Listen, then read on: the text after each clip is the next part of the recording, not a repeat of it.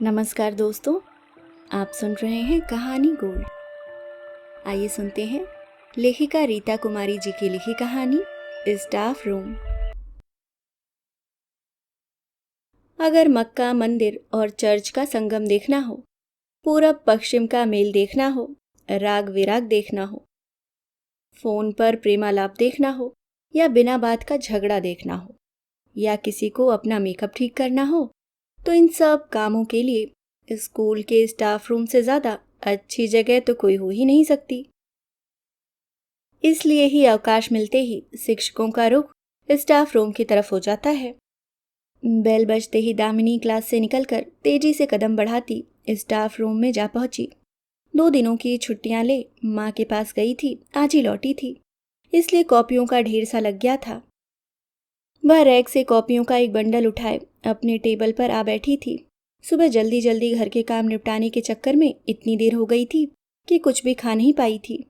दिल चाहा बैग से निकालकर 2 बिस्कुट ही खा ले, लेकिन कॉपियों के थाक पर नजर पड़ते ही कुछ भी खाने का विचार त्याग अपनी कॉपी जांचने में जुट गई थी। तभी वहां गणित के शिक्षक पांडे जी भी आ बैठे थे। हमेशा नियमों और सिद्धांतों पर चलने का दावा करने वाले पांडे जी को स्कूल मैनेजमेंट और वहां के शिक्षकों दोनों ही अपने अपने फायदे के लिए मिलाकर रखते थे। सबके साथ समानता और सबके फायदे की बात करने वाले पांडे जी के तीर के निशाने पर भी कम से कम 3-4 शिक्षक शिक्षिकाएं जरूर रहती थीं, जिन्हें वह पूरी तरह नापसंद करते थे और समय के साथ बदलने वाले अपने सिद्धांतों में बांधकर उसकी योग्यता और कर्मठता पर ही प्रश्न चिन्ह लगा देते थे। इसलिए उन्हें देखते ही दामिनी थोड़ा सतर्क हो चुपचाप अपने कामों में लगी रही, क्योंकि पांडे जी के हॉट लिस्ट में उसका नाम सबसे ऊपर था। फिर भी पांडे जी को उसे टोके बिना चैन कहाँ था। तो आप 2 दिनों की छुट्टियां बिता कर आ गईं? खूब घूमना फिरना और मौज मस्ती हुआ होगा। घूमना फिरना कहाँ सर, कुछ काम ही ऐसे थे कि 2 दिनों तक दम मारने की भी फुर्सत नहीं मिली। छोड़िए ये बहानेबाजी, मैं भी खूब समझता हूँ। क्या काम रहा होगा आपको? कहीं सैर सपाटे का प्रोग्राम रहा होगा। चाहे आपको बुरा लगे, पर मैं तो यही कहूँगा कि अभी बच्चों के सर पर परीक्षा है, ऐसे समय छुट्टी नहीं लेनी चाहिए थी।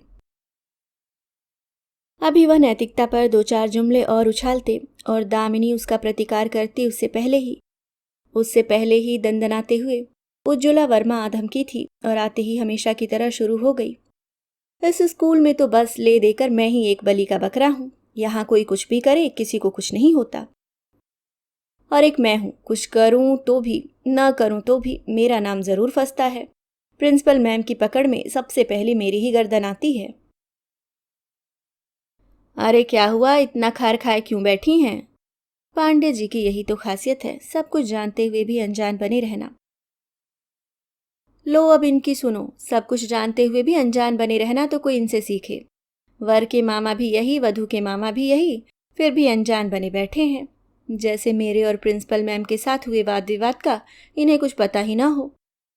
फिर भी मैं एक बात जरूर कहूंगी, अगर आप 10 झापड़ भी किसी बच्चे को लगा दें तो मैनेजमेंट आपको आसानी से पेरेंट्स के कोप से बचा लेगा।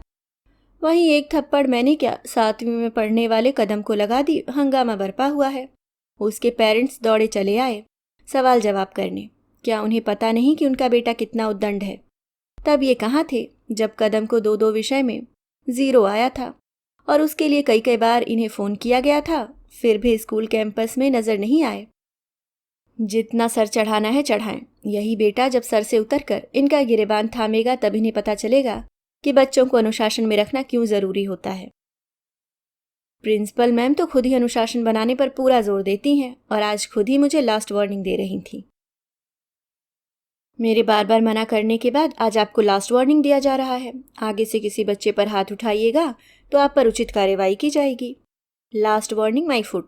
निकालना है निकाल दें, पर मुझसे बदतमीजियां बर्दाश्त नहीं होती। शांत रहिए, अपने आप को संभालिए। इस तरह बोल बोलकर अपना खून जलाने का कोई फायदा नहीं, जुबान बंद रखने में ही फायदा है। एक कोने से म्यूजिक टीचर कावेरी की आवाज आई। अब तक चुपचाप बैठी दामिनी अपने आप को रोक नहीं सकी। कावेरी, तू भी ना हमेशा नानी दादी की तरह पुराने और घिसे पिटे जुमले उछालती रहती है। बहुत हो गया सबकी सुनो, पर अपनी जुबान बंद रखो। हम औरतें जैसे सुनने के लिए ही पैदा हुई हैं।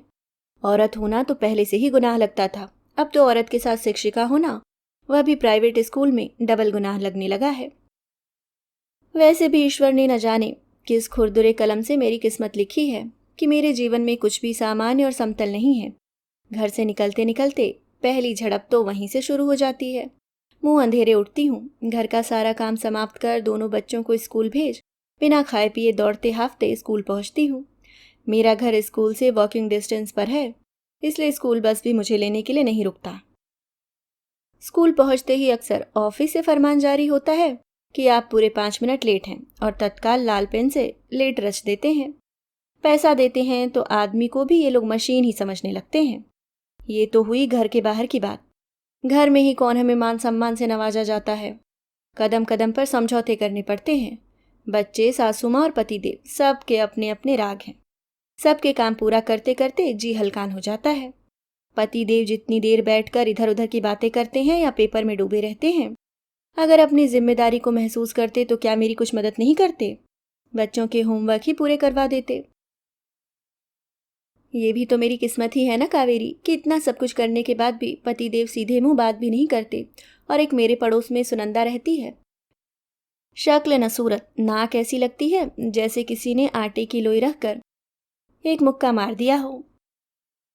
पर किस्मत ये कि 4 अंगुल सिंदूर मांग में भरे अपने पति पर ऐसे हुक्म चलाती है जैसे वह इसका जर खरीद गुलाम हो। पति भी भीगी बिल्ली बना उसके आगे पीछे म्याऊं म्याऊं करता चाकरी बजाते रहता है।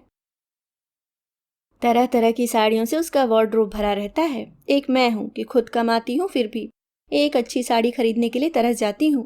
ये भी कोई जिंदगी है? हम जिंदगी जीते नहीं, ढोते हैं। तभी कावेरी अपनी सीट से उठते हुए बोली, हाय दामिनी, कितनी कड़वाहट तुमने अपने मन में भर रखे हैं।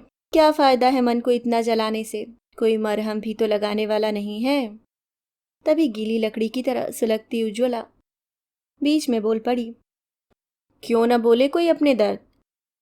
अगर ये दर्द यूं ही दिल में जमा होते रहे तो खुद को ही ऐसे जलाएगी कि कोयला भयो न राख वाली स्थिति हो जाएगी। तू क्या समझेगी? जब तुम्हारी शादी होगी तब समझ में आएगा। जाके पाँव न फटी विवाई, सो का जाने पीर पर आई। बेल बजते ही उज्ज्वला वर्मा तेजी से उठकर अपने क्लासरूम की तरफ बढ़ गई।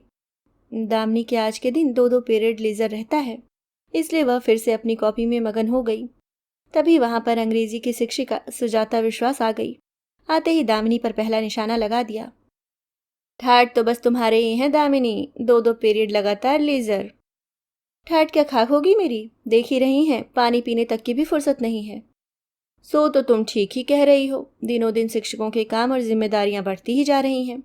वैसे तुम्हें पता है आज स्कूल आवर के बाद शिक्षकों और प्रिंसिपल की एक मीटिंग रखी गई है।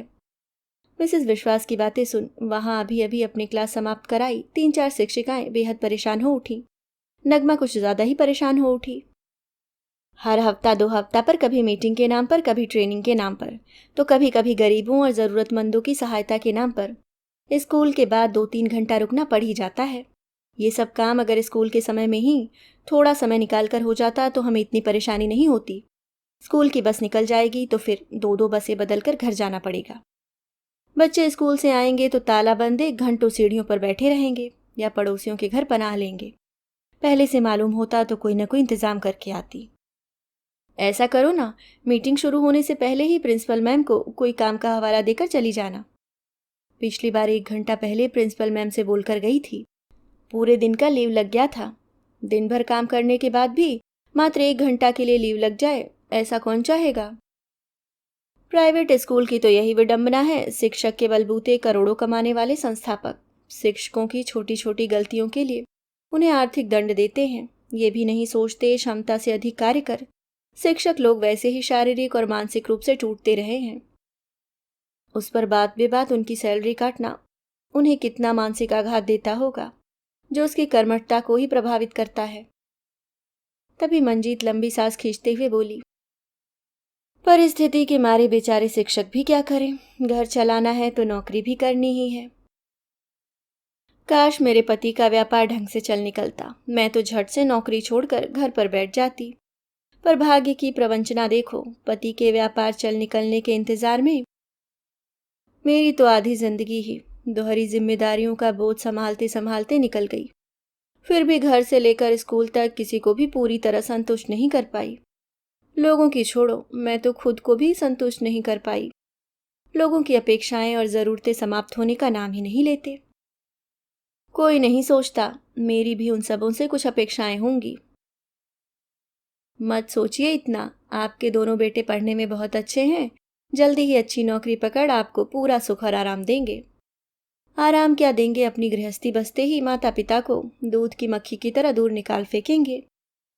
क्योंकि नए रिश्ते बनते ही वह रिश्ता उनके लिए सबसे अहम हो जाता है और पुराने रिश्ते एक्सपायर दवा की तरह बेकार हो अपनी अहमियत खो देते हैं। लंच की घंटी लगते ही देखते देखते पूरा स्टाफ रूम शिक्षक और शिक्षिकाओं से भर गया। शाम की मीटिंग के लिए नोटिस आ गया था, जिसे लेकर सबके मन में आक्रोश, आवेग और अपनी व्यवस्था पर क्रोश उफन रहा था। तभी वहां बैठे कंप्यूटर के शिक्षक समीर जी, जो बहुत देर से चुप्पी साधे बैठे थे, वह भी बीच में बोल पड़े।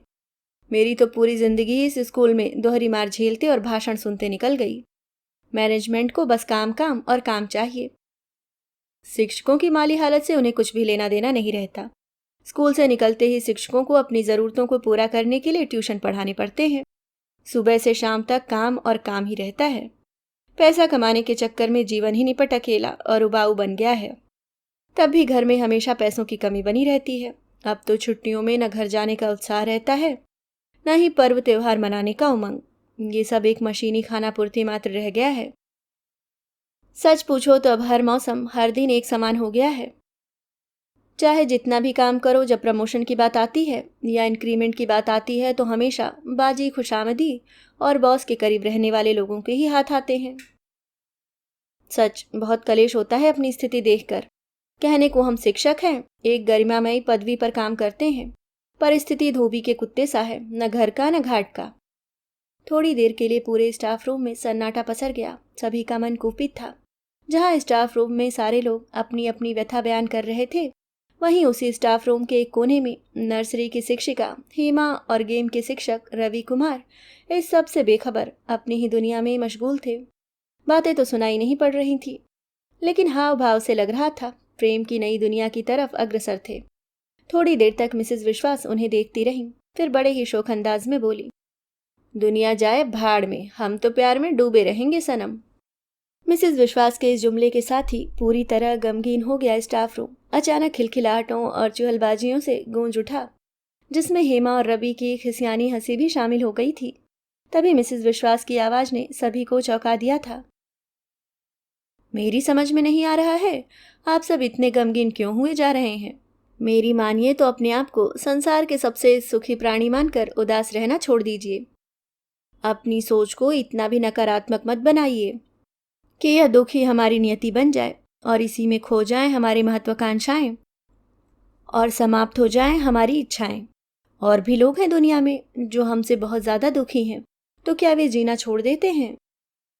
अगर काम करना हमारी मजबूरी है, तो कठिनाइयों का सामना करने का हौसला तो रखना ही होगा, वह भी अपने ही बलबूते पर। क्योंकि इस दुनिया में हर व्यक्ति को अपनी लड़ाई खुद लड़नी पड़ती है। कोई पड़ोसन या रिश्तेदार सुखों की गद्दी पर बैठी है या अपने पति पर हुक्म चलाती हो तो चलाए, उनके सुखों से हमें क्या लेना देना? उनका सुख देखकर हम क्यों कुढ़ें और कुंठित हों, बिना मतलब ब्लड प्रेशर बढ़ाएं और तरह तरह की बीमारियों और अवसाद को न्योता दें। हमें तो उसी बददिमाग या बेरोजगार पति के साथ ही निभाना है।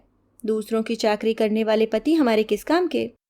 भले ही हमें इच्छा के विरुद्ध जीना पड़ता है, फिर भी अगर हमारी सोच सकारात्मक होगी तो एक दिन हम इच्छा अनुसार जरूर जिएंगे।